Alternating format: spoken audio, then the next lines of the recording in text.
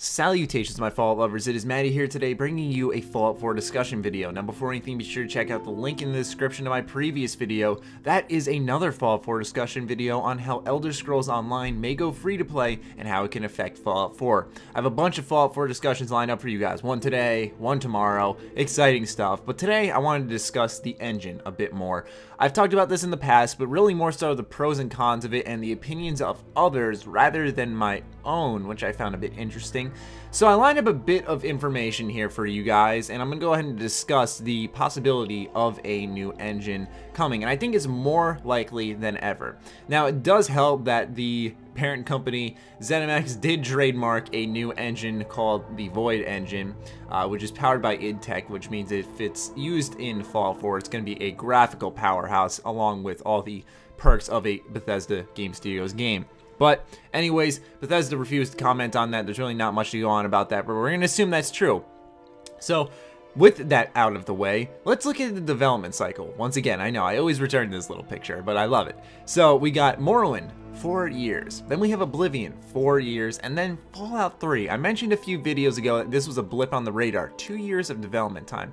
Now obviously pre-production is involved in all these games, but let's go through Bethesda's history a little bit. Morrowind was Bethesda's last straw at the time. If this game did not succeed, Bethesda would not exist today. It would have been bought out probably, or something else along those lines. So Morrowind was their last straw. So really, without Morrowind, they couldn't have made Oblivion. So Morrowind had to be out the door, had to be successful before Oblivion could be started. Then Oblivion started in 2002. Now, halfway through the development of Oblivion, in July of 2004, is when Bethesda acquired the rights to Fallout and, quote, began development. But without Oblivion out the door, I don't see how they could really full-on start development for Fallout 3. Especially with Skyrim, where they didn't start development on whatever they're working on until 2011 when pre-production began. So I find it very interesting in this way of that, yeah, you could argue that Fallout 3 was made, a lot of it was created during pre-production, but they just acquired the rights to it. I can't even say that they could have storyboarded something out where they had to first get the rights to the series to know if they could even make the game.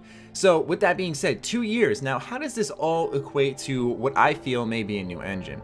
Well, in my honest opinion, like I said, or I actually haven't said this is all speculation mainly, so with that being said, let's move on with my somewhat crazy theory here.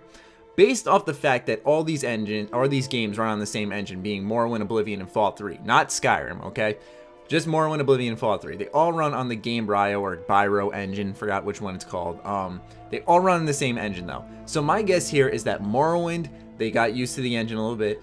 Oblivion, they got really used to the engine, and then Fallout 3, you know, it was like second hand to them because it took them 2 years to fully develop a game, where Skyrim, you moved to a brand new engine. They said they started work on Skyrim in like 2006, I believe, it was when Todd put in a phone call to talk to someone about creating the main theme for Skyrim. He said it was like Nords and a Choir or something like that. Anyways though, the development time for Skyrim, obviously a much bigger game, don't get me wrong, but it still took longer because they moved to a new engine. So I wonder if moving to the next generation of consoles, moving to a brand new game, I wonder if they are creating a new engine, and I feel like that's honestly, it's more likely than ever. So those are my thoughts. Just want to go ahead, toss them out to you guys. This is a Fallout 4 discussion video, so please feel free to express your thoughts down below. As always, be sure to follow me on Twitter, like me on Facebook. Other than that, my Fallout lovers, stay sexy, stay active. I love you all. Peace.